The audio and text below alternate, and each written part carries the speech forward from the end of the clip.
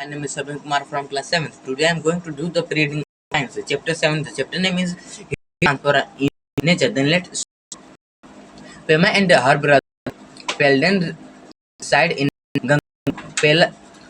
पेमा और उसका भाई पेल्डन गंगटोक में रहते हैं। On one cold evening, they are sitting around a fireplace. एक बर्फीली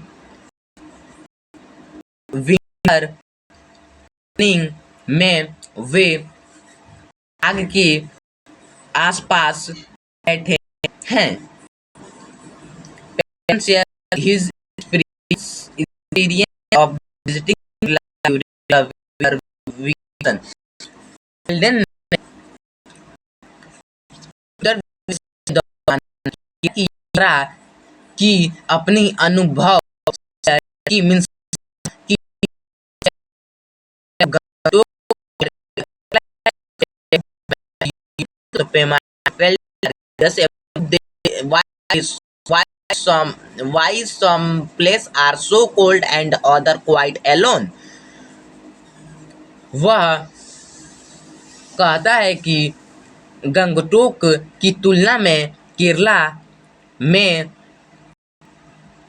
सर्दी बहुत गर्म और ह्यूमिड होती है, मीन्स आर्द्रता होती है। और दोनों पेमा एंड पेल्डेन यह जानने के लिए उत्सुक थे कि क्यों कुछ प्लेस बहुत ही ठंडे होते हैं और अन्य बिल्कुल गर्म होते हैं। Hearing them express their curiosity, their grandfather a retired science teacher से Kerala is closer to equator than Sikkim. It is not has long coastline which result in warmer and some humid weather condition. उनकी उत्सुकता को व्यक्त करते हुए उनके grandfather ने सुना, जो एक रिटायर्ड साइंस टीचर थे, और उन्होंने कहा कि केरला सिक्किम की तुलना में इक्वेटर के बहुत पास है और इसके पास बहुत ही लंबा तटीय रेखा है, जिसके परिणाम स्वरूप यह बहुत ही गर्म होता है और आर्द्रता मौसम कंडीशन होता है इसके पास। Pelden reply, yes, we learn in the grade 6 science and social science that for us on the earth the sun is main source of the heat and light and the around the equator is generally hot.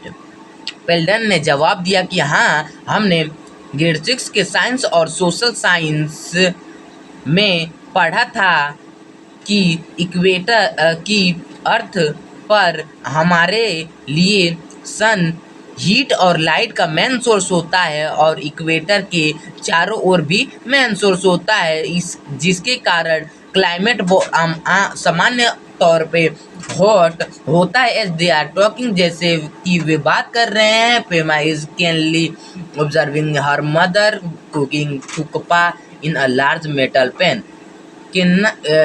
Pema ने बहुत ही ध्यानपूर्वक अपने दादी को देखती है, जो बहुत ही बड़े मेटल पैन पे थुक्पा बना रही थी, मीन्स कुकिंग कर रही थी थुक्पा की। Why are cooking utensil generally made of metal, क्यों बर्तन जिसपे आप खाना बना रही हैं वो आमतौर पे क्यों मेटल से बना हुआ होता है। Pelden immediately responded that they had studied in chapter the world of metal and non-metal that such material are good conductor of heat. Pelden ने तुरंत जवाब दिया कि उन्होंने इससे chapter world of metal and non metal में पढ़ा है कि इस तरह के मटेरियल हीट के गुड कंडक्टर होते हैं। Let us perform an activity to learn why certain material are good conductor of heat. चलिए एक्टिविटी को परफॉर्म करते हैं, यह सीखने के लिए कि क्यों कुछ मटेरियल हीट का गुड कंडक्टर होते हैं। Caution this activity should be carried out under the supervision of the teacher and adult. सावधान, इस एक्टिविटी को अडल्ट या टीचर के देखरेख के अंदर करना चाहिए। Strip of metal such as aluminium और आउट 15 सेंटीमीटर। एक मेटल की एक स्ट्रिप को लें जैसे कि एल्युमिनियम या आयरन लगभग 15 सेंटीमीटर लंबा। Attach 4 pin to the strip with the help of the wax such that they are arranged it nearly equal distance about 2 centimeter apart shown in the figure 7.1। Strip से चारों pin को जोड़ दें wax की मदद से ताकि वे लगभग इक्वल डिस्टेंस पे अरेंज हो जाएं, लगभग 2 सेंटीमीटर की दूरी पे, जैसे फिगर 7.1 में दिखाया गया। Secure the strip to the stand, और स्टैंड के लिए स्ट्रिप को बचाए रखें। And label the pin as first, second, third and fourth, और पिन को फर्स्ट, सेकेंड, थर्ड और फोर्थ के रूप में लेबल करें। सोन इन फिगर 7.1, जैसे फिगर 7.1 में दिखाया गया है। If stand is not available, अगर स्टैंड अवेलेबल नहीं है, place the strip between the two bricks for the support.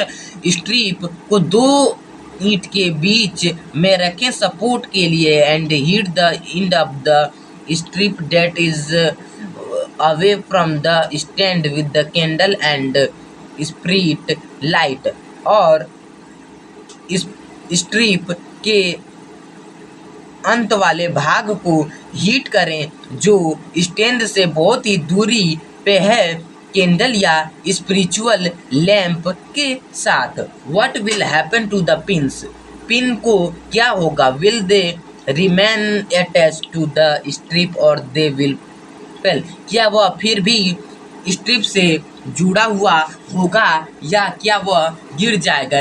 Predict the order in which the pins will fall from the strip, order को predict करें जिसमें pin strip से गिरेगा। Record your observation in table 7.1। Table 7.1 में अपने observation को record करें, means अवलोकन को रिकॉर्ड करें। Woollen fabric strip the air in its pores, and as the air is a good conductor of heat, it reduces heat flow from our body to the surrounding. As a result, we feel warm.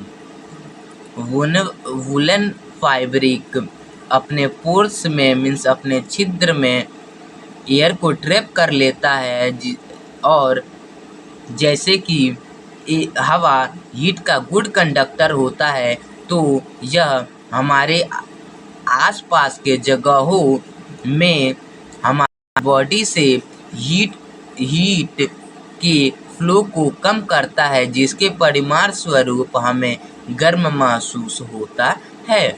Similarly, air trap between the layer of the clothing act as poor conductor of the heat and keep us warm।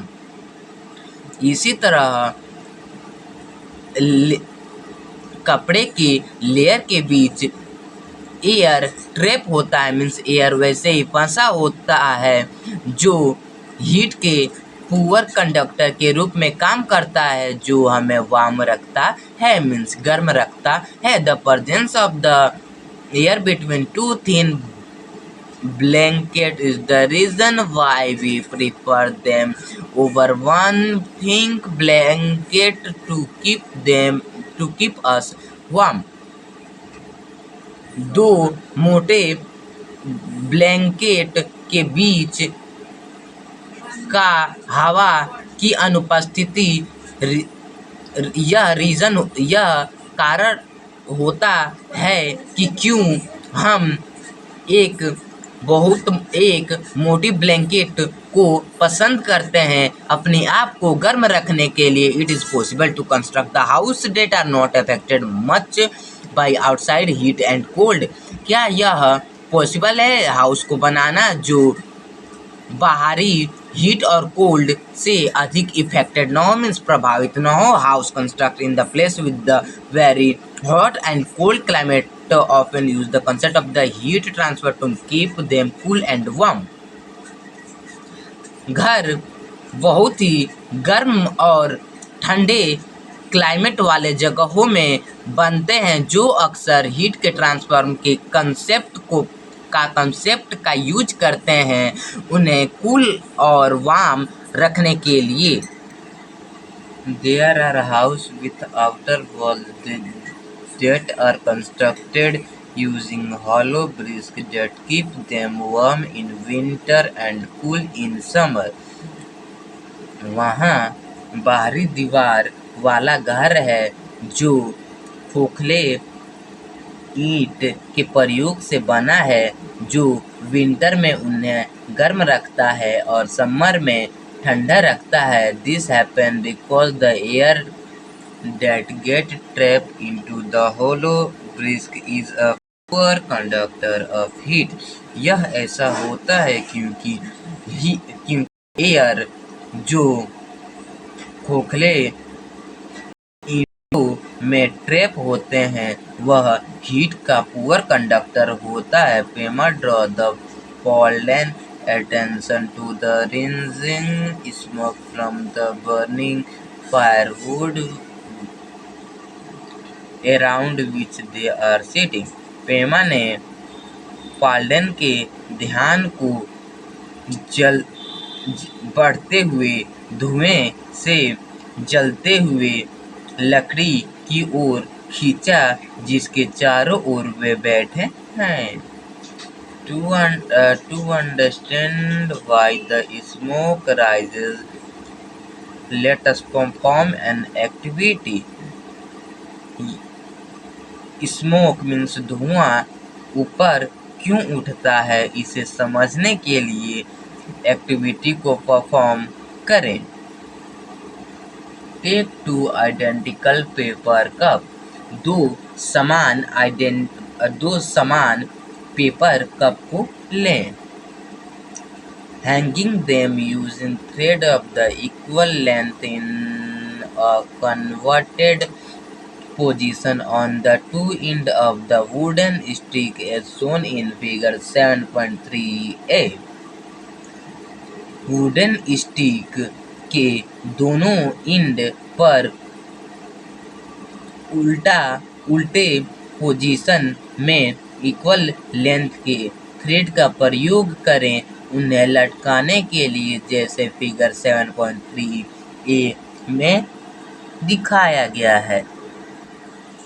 At night, the process reverses. In the absence of the sunlight, land cools down very fast than the water in the sea. As a result, the air above the sea is the warmer and rises up. रात में यह process उल्टा हो जाता है। Sunlight means सूर्य की प्रकाश की अनुपस्थिति में लैंड वाटर की तुलना में बहुत ही जल्दी ठंडा होता है। सी में मीन्स समुद्र में, जिसके परिमाण स्वरूप सी के ऊपर की हवा गर्म होती है और ऊपर उठ जाती है। Cooler air from the land then the move toward the sea creating a land breeze. फिर जो लैंड की ठंडी हवा है वह सी की ओर बहती है जो लैंड ब्रिज को बनाता है। थस इसीलिए people living near the sea horse experience that the direction of the wind reverse in the day and night. इसीलिए पीपल समुद्र के किनारे रहते हैं और रात और दिन में हवा के दिशा को रिवर्स होते हुए उसका एक्सपीरियंस करते हैं, मीन्स अनुभव करते हैं। Do you find match with your prediction? क्या जो आपने पता लगाया है वह आपके प्रिडिक्शन के साथ मैच करता है? You may have observe that the water ship faster than the gravel, slower than sand and slowest through clay. Why is it so? The space between the gravel particles are wider when the compared to these in the sand and clay. आपने देखा होगा कि पानी कंकड़ के माध्यम से बहुत जल्दी रिसता है, सैंड के माध्यम से धीरे से रिसता है और क्ले के माध्यम से बहुत ही जल्दी रिसता है। यह ऐसा क्यों है?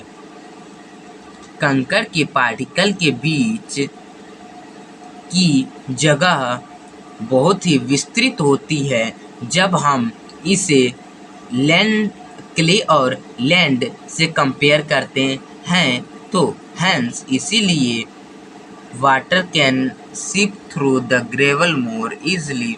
पानी कंकड़ के माध्यम से बहुत ही आसानी से रिस सकती है। इन दिस वे, इस तरीके से वाटर सीप beneath the surface of the water, इसीलिए पानी अर्थ के नीचे वाले सरफेस पर रिसती है। This process of the surface water seeping through the soil and the rock is called infiltration. Soil और रोक के माध्यम से सरफेस की पानी का रिसाव का यह प्रोसेस इन्फिल्ट्रेशन कहलाती है। Water can infiltrate more readily if space between soil and rock particles are wider, open and interconnected. पानी बहुत ही आराम से इन्फिल्ट्रेट हो सकता है अगर सोइल और रॉक के स्पेस वाइडर हो, विस्तृत हो, ओपन हो और इंटरकनेक्टेड हो तब।